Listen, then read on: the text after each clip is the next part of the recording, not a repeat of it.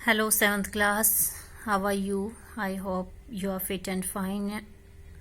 और आज हम जो टॉपिक कर रहे हैं वो है हमारा निबंध, और निबंध का नाम है वर्षा ऋतु। ठीक है, वर्षा ऋतु के बारे में आपको कोई इंट्रोड्यूस करवाने की जरूरत नहीं है, क्योंकि आप सभी जानते हो कि वर्षा ऋतु वर्षा के मौसम को कहते हैं, जब ज़्यादा बरसातें होती हैं। क्योंकि वैसे तो बरसात बहुत बार आती है, लेकिन जब लगातार कई दिनों तक वर्षा होती रहती है, वो एक मौसम होता है वर्षा का। ठीक है, इसके बारे में कवि तुलसीदास जी ने लिखा है, वर्षा काल मेघ नभ छाए, वर्षा के समय मेघ मैंने बादल, नभ मैंने आसमान में छाए हैं, गरजत लागत परम सुहाई। कहते उस समय बादल गरजते हुए बहुत ही अच्छे लगते हैं, परम सुहाई मैंने बहुत ही अच्छे लगते हैं। ठीक है, तो ये सचमुच ऐसा ही होता है वर्षा के मौसम में, क्योंकि उस समय वर्षा की ज़रूरत इंसानों को भी होती है। गर्मी होने के कारण पशु पक्षियों को भी इसकी ज़रूरत होती है।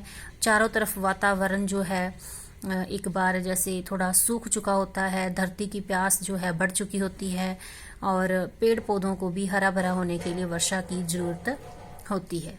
तो सभी नदियाँ, तालाब सब वर्षा ऋतु को बहुत ही उसकी राह देख रहे होते हैं।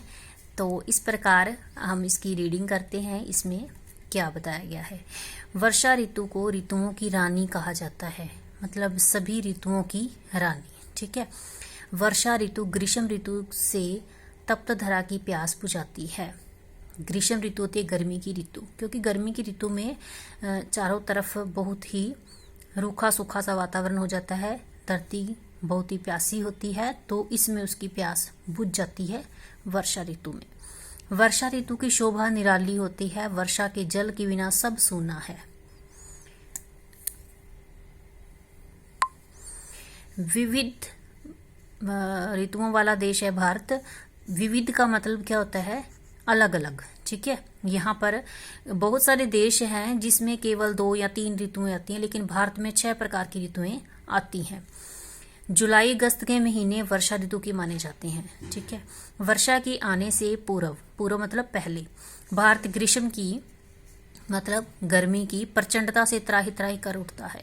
मतलब चारों तरफ, जैसे देखो अब मौसम आ रहा है ना, अभी तो कई दिनों से ऐसा है कि अगर 2 दिन गर्मी होती है तो एक दिन फिर से बारिश या बादल छा जाते हैं, तो हमें गर्मी कम महसूस होती है। लेकिन आमतौर पर इस महीने में बहुत ही गर्मी होती है, तो उसके कारण क्या है, चारों तरफ बहुत ही गर्मी महसूस की जा रही होती है।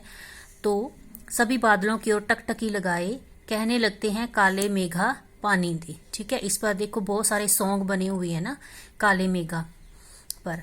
तो वो क्यों है, क्योंकि धरती को उस समय जरूरत होती है पानी की। जब आकाश में बादल गर्जना करके नगाड़ा बजाते हुए आते हैं, तब लोगों का मन मयूर नाच उठता है।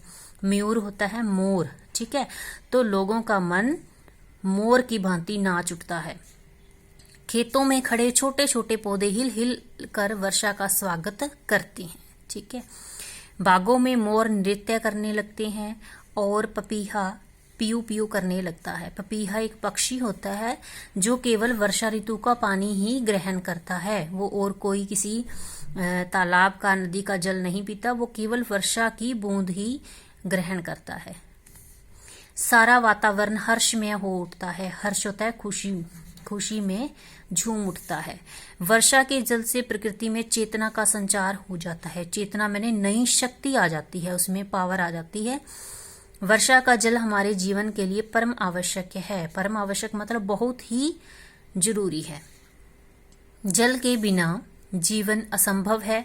वर्षा ही खेतों में अन्न उगाती है। वर्षा के न होने पर अकाल व सूखे की स्थिति उत्पन्न हो जाती है। बेशक आज हम लोग ट्यूबवेल के द्वारा, नहरों के द्वारा सिंचाई कर लेते हैं, लेकिन फिर भी बहुत सारे ऐसे इलाके हैं जहां पर अभी ये सुविधाएं नहीं उपलब्ध हैं, तो वहां पर भी पानी की जरूरत पड़ती है। तो इसलिए वहां की खेती जो है, अन्न जो है, वो केवल वर्षा पर ही निर्भर होता है। वर्षा का जल नदियों को गतिशील बनाता है। देखो, अगर एक जगह से हम पानी निकालते रहें लेकिन वहां पानी और नहीं डालेंगे तो क्या होगा, वो पानी एक दिन रुक जाएगा, खत्म हो सकता है। लेकिन अगर नहरों में, नदियों में बार बार वर्षा का जल आता रहता है तो वो क्या है, चलता रहता है आगे। अब तो वर्षा जल का संग्रह किया जाने लगा। संग्रह में होता है इकट्ठा करना। आजकल बहुत सी वैज्ञानिक विधियां आ चुकी हैं जिसके कारण क्या हो रहा है कि वर्षा के जल को इकट्ठा कर लिया जाता है, छतों पर भी इकट्ठा कर लिया जाता है, फिर उसको फिल्टर किया जाता है, फिर उसका यूज किया जाता है। तो इस जल को बाद में शुद्ध करके पानी पीने के काम में लिया जाता है और वर्षा की अधिकता से बाढ़ भी आ जाती है। तो इसका एक नुकसान भी है कि वर्षा अगर बहुत ही ज्यादा हो जाए तो उसके कारण क्या होता है, बाढ़ की स्थिति भी आ जाती है कि चारों तरफ पानी आ सकता है। तो जल की अधिकता भी बुरी है और अगर इसकी कमी हो जाए तो भी ये बुरी है। तो आपने इस निबंध को राइट नहीं करना फिर नोटबुक में, ओनली आपने लर्न करना है। क्योंकि हमारे पास अब बुक्स हैं तो हम इससे जो ग्रामर वर्क है उसकी केवल लर्न वर्क करेंगे, रीडिंग करेंगे, हम इसको राइट नहीं करेंगे। ओके स्टूडेंट्स, आपने इसको अच्छे ढंग से लर्न जरूर कर लेना है और जितना भी वर्क हो चुका है उसको कंप्लीट करके रखना है नोटबुक्स में। Okay students, have a nice day.